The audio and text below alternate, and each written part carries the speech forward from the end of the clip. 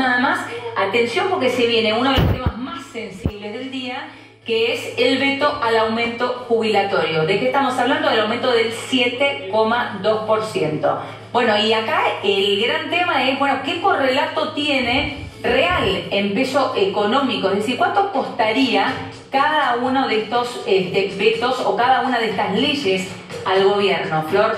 Porque de esos finalmente estamos hablando. Sí, Elia, lo que te traje son los números de las que vos mencionabas. La Oficina de Presupuesto del Congreso, depende justamente del Congreso de la Nación, hay economistas muy serios trabajando allí, y cada vez que el Congreso saca un proyecto de ley, no tiene ni que llegar a ley, un proyecto de ley, la Oficina de Presupuesto del Congreso dice, bueno, a ver, veamos los números, el impacto.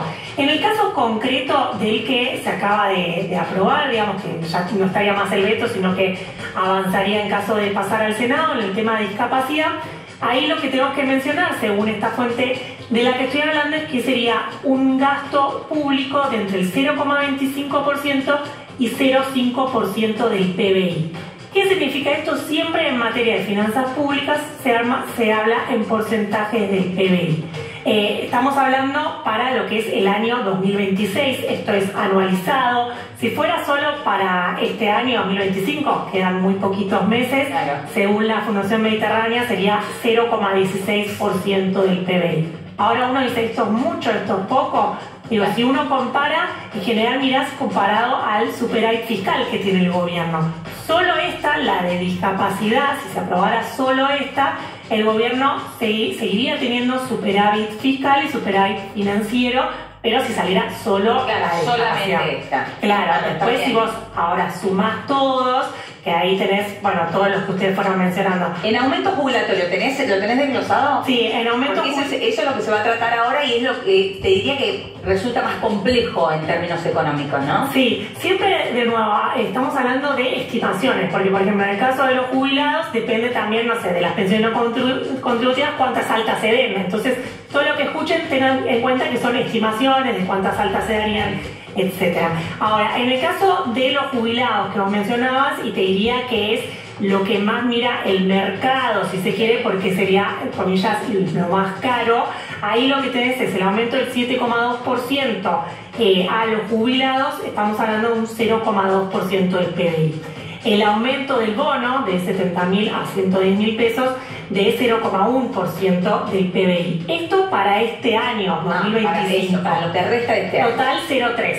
Así que si vos sacás todo el paquete jubilados... Y eso es grande, Flor, pero ¿qué significa 0,3 PBI? Es mucho. ¿Cuánto es eso? Sí, ahora te contesto de Dexter y después si quieren vemos el cuadrito porque ahí tenemos específicamente lo de discapacidad. Pero el gobierno lo que tiene hoy es superávit fiscal primario y superávit fiscal financiero, las dos cosas. Con 0,3% del PBI, que sería equivalente a todo el paquete jubilados, esto es aumento del 7,2 y aumento del bono, te saca lo que es el superávit fiscal financiero. Vos seguirías teniendo superávit fiscal primario, no así financiero. Financiero, que sería la parte del gobierno que destina al pago de intereses de deuda. Es decir, el gobierno seguiría teniendo superávit solo con el paquete jubilados, seguiría teniendo superávit fiscal, pero no financiero. Entonces tendría que buscar la plata para pagar los intereses de la deuda. Claro, está bien, está bien. Ahí estamos, por eso estamos hablando, por eso ponemos tanto el foco en esto.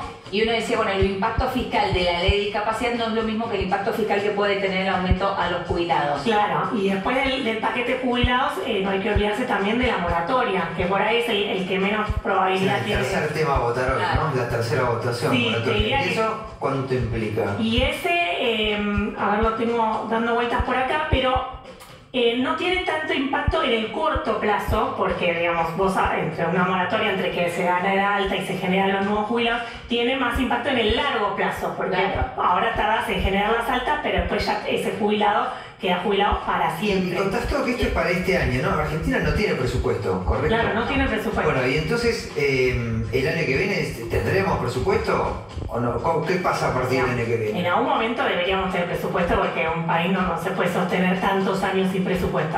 Ese se planteó justamente En la septiembre oposición. se supone que se vota el nuevo presupuesto. Veremos a ver, ¿no? Y estos porcentajes que está dando Flor son sobre un presupuesto, Sobre el Producto Bruto Interno. Claro. más allá del presupuesto. Sí. ¿Qué es lo que ocurre? Si vos ves los proyectos de ley, esto es lo que plantea el oficialismo, los proyectos en la generalidad no tienen planteado cómo se van a financiar. Algunos sí lo tienen, no todos, algunos sí, pero igual no te alcanza con lo que tienen.